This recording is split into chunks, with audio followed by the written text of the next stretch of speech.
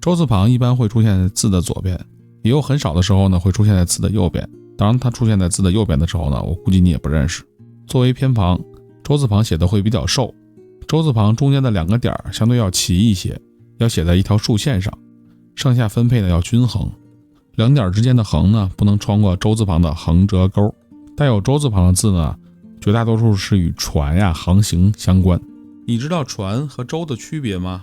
评论区告诉我，给我发私信，陪你说汉语。